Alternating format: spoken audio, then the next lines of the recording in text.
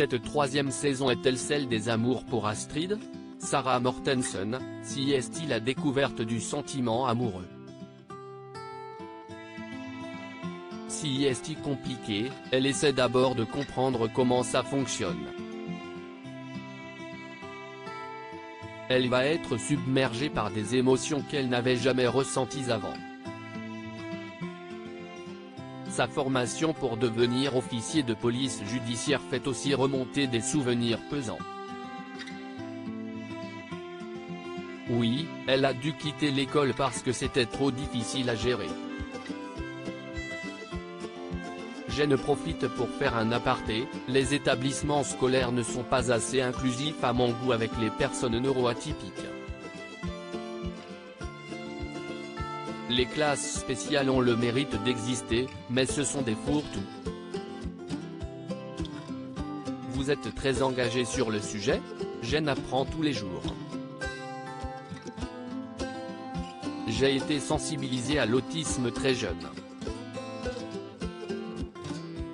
Malheureusement, dès l'enfance, on nous conditionne à pointer du doigt la différence. Avec ses mimiques, sa gestuelle, sa manière d'articuler, le personnage d'Astrid est-il difficile à jouer? Astrid, je l'ai créée de A à Z, si est un cadeau extraordinaire. Je travaille seul, sans coach. Et j'ai des retours bouleversants du public. Vous verra-t-on prochainement dans d'autres fictions? Je jouerai dans l'Abîme, sur France 2, une série en 6 épisodes avec Gilles Alma, ainsi que dans un épisode de la 3e saison de Tropique Criminel.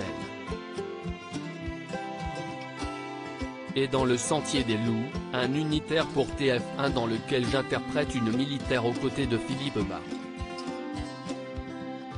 Treillis et action, j'adore. Vous avez joué Coralie pendant 7 ans dans Plus belle la vie. Comment avez-vous réagi à la fin de la série? Ça m'a rendu hyper triste. J'ai l'impression d'avoir vécu 3 deuils. D'abord j'ai dû quitter mon personnage contrainte et forcée. Le renvoi a été brutal. Il y a l'art et la manière de le faire. Ensuite, ils ont tué Coralie dans la série.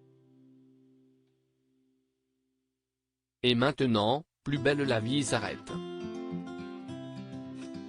Je suis aussi très triste pour les techniciens à qui je n'aille pas pu dire au revoir.